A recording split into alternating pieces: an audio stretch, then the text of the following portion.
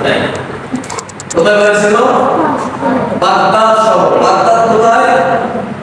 ইরাকে। ইরাকের রাজধানীর নাম হলো বাগদাদ। এই বাগদাদ শহরে বাড়ি ছিল একজনের, তিনার নাম ছিল জুনাইদ।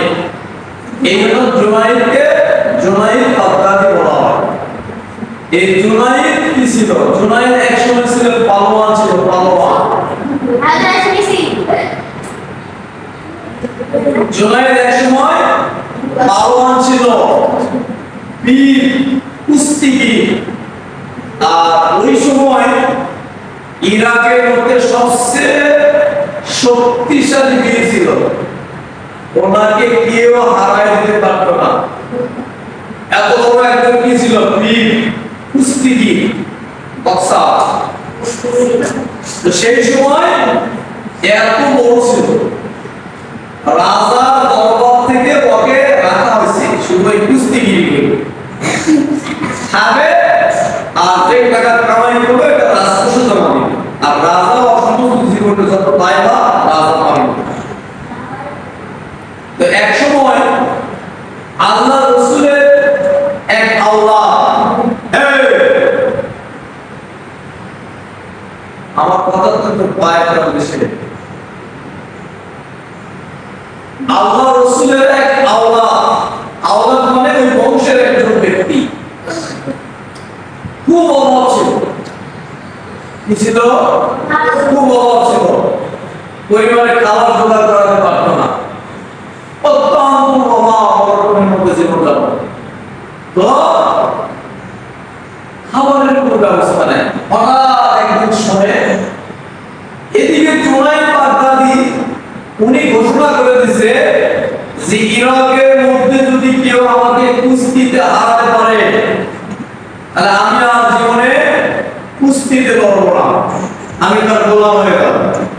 এই ঘোষণা করে দিয়েছে, গোটা শহর ঘোষণা হয়ে গেছে। এত তারিখে এই মনে করো পাবলিক মাঠ, এরকম মাঠ আছে ওখানে, তাই না? ওই মাঠে খেলা হবে, লড়াই, তার শক্তি বেশি। কেউ যদি জুনাইদকে হারাতে পারে আর আজীবন জুনাইদ কি করবে না, খেলা করবে না, ওই তার গোলাম হয়ে যাবে। এই ঘোষণা দিয়ে দিল। ঘোষণা দেওয়ার পরে ওই যে নবীর বংশের এক ব্যক্তি ছিল, ওর পরিবারে খাবার নাই, এই নাই মনে অভাব। ও চিন্তা করলো আমি ওই জুনাইদের সাথে লড়ব, কিন্তু ওরা তো কুস্তিগীর নয়, ওই মামাকারিরা জানো না। আবার একটা চিকন চাকন মানুষ, শরীরে শক্তি নেই, কয়েকদিন ধরে তো খাওয়াও খায় না। তখন কি করলো, যা হয় হোক, আমি যখন পরিবারে খাবার জোগাতে পারতেছি না, ওর সাথে কুস্তিগীর করে মারা দাও। তাহলে তুমি না পারি মারা দাও। আর যদি বিজয় হয় অনেক টাকা পুরস্কার পাবে। এই মনে করে চলে গেছে। উমুক তারিখে মনে করে খেলা হবে মাঠে, মাঠে চলে গেছে। যা এখন কে আছে জুনাইদের সাথে লড়বে, তাহলে ওই লোক বলছে আমি লড়বো। সবাই বলছে কিন্তু কথা নেই, তোমার গায়ে কোনো শক্তি নেই, গাও প্রস্তুত নাই, কিছু নাই, খেলা দেখা করে দেবে, তুমি জুনাইদের সাথে লড়বে, আমি লড়বো, তাহলে লড়বে। তো মাঠে নামে গেছে। জুনাইদ তো মাঠে নামে সেই মশা কারণ ও তো অনেক বড় মানুষ ছিল, শক্তিশালী, অনেক কিছু তার শরীরে। এখন ওই নবীর বংশের যে লোক গেছে, ওই লোক বলছে ভাই তুই জীবন যদি বাঁচাতে চাস তুই লড়াই করতে যা। তো এখন ওই নবীর বংশের লোক বলছে খেলবো, আগে তোমার সমস্যা, তোমার কাজ তুমি করো, আমার কাজ আমি করি। এখন শুরু হয়ে যাবে খেলা। খেলা যখন শুরু হয়ে যাবে তখন এর মধ্যেই জুনাইদ বলতেছে ওই নবীর বংশের লোককে, তুমি আমার সাথে খেলে কি পারবে? জীবন হারাবে, অতএব তুমি চলে যাও। খেলতে আসছো, খেলো। কে হারবে, কে জিতবে পরে দেখা যাবে। খেলা শুরু, বাঁশি মুখে দিয়েছে এবারে। এবং জুনাইদ ওই নবীর বংশের যে লোক লাগে গেছে, এক এক করে ফেলে গেছে।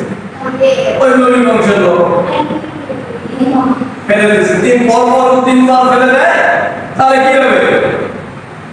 নিতে যাবে আবার শুরু হয়েছে, আবার উঠে আবার একাই শুরু করে দিচ্ছে, দুদিন আবার এরকম শুরু, আবার ফেলে দিচ্ছে।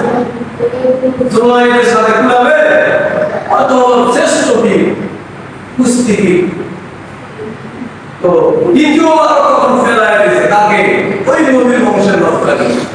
এখন চিন্তা করতেছে আর একবার যদি হেরে যায় তাহলে আমাকে মেরে ফেলবে, আমাকে ফাঁসির কাছে দিয়ে দিবে, আর আমি শেষ হয়ে যাব। তখন করছে কি, ওই তৃতীয়বার আবার যখন লড়াই শুরু হবে তার আগে জুনাইদের কানে কানে যায় বলতেছে, হে জুনাই, আমি জানি তোমার সাথে পারবো না, তুমিও জানো আমি তোমার সাথে পারবো না, অতএব আজকে আমি কিন্তু কুস্তিগীর নয়, আমি এখানে লড়তে আসছি কেন তুমি জানো? বলছে কি? বলছে আমি হলাম নবীর বংশের একজন লোক। সুবহানাল্লাহ। আমার পরিবারের কোনো খাবার নাই, আমি যখন তোমার এই ঘোষণা শুনি, শোনার পর আমি সিদ্ধান্ত নিলাম যে আমি তোমার সঙ্গে লড়বো, হয় বিজয় লাভ করবো নাই মারা যাবো। তুমি আমার আজকে যদি আমাকে বিজয় করে দাও তাহলে আল্লাহ রাসূল তোমাকে বিজয় করে দিবে, আল্লাহ তোমাকে বিজয় করবে না, আল্লাহর কাছে তুমি দাঁড়িয়ে হয়ে যাবে। আমার পরিবারে যদি তুমি হেল্প করো তাহলে কি করতে হবে? যে তৃতীয়বার এখন তুমি আস্তে করে আমাকে একটু সুযোগ দিলে আমি তোমার বুকে বসে দাও। এখন আবার তৃতীয়বার শুরু হয়ে গেছে। নবীর বংশের কথা শুনে জুনাইদের মনটা কি হয়েছে? বলে গেছে, পরিবর্তন হয়ে গেছে। নবীর বংশ 400, এই সুযোগ তো কাজে লাগাতে হবে। এদিকে জুনাইদের ভিতরের মধ্যে একটা দুর্বলতা তৈরি হয়ে গেছে। লাস্টে কি করছে? তখন তৃতীয়বার যখন আবার লড়াই শুরু হয়ে গেছে, এক করে ওই জুনাইদের বুকের উপর চড়ে ওই আল্লাহ রাসূলের বংশের লোকটা উঠে গেছে। আর এবারে 3 থাপ্পড় মারে না, এই থাপ্পড় দেওয়ার কোনো বাসনা জুনাই, কিন্তু ওই ইচ্ছা করিতে উঠবে না, ওই ইচ্ছা করিতে পড়ে গেছে। কিন্তু কি জন্য? আল্লাহ রাসূলকে ভালোবাসার জন্য, আল্লাহ রাসূলের বংশের কথা শুনে সে দুর্বল হয়ে গেছে। এবারই ওই নবীর বংশের লোকটাকে ঘোষণা করলো এই বিজয় লাভ করছে, আর জুনাইদ হারে গেছে। সব মানুষ হতভম্ব হয়ে গেছে। বাদশা ঘোষণা দিল, সারা বছর বসে বসে আমার দরবারে খাইছিস আর লড়ছিস, আজকে তুই হারে গেছিস, আমার দরবার থেকে চলে যা, আর তোর কোনো দায়ভার আমরা নিব না, আমি আর তোর কোনো দায়িত্ব পালন করবো না, চলে যা,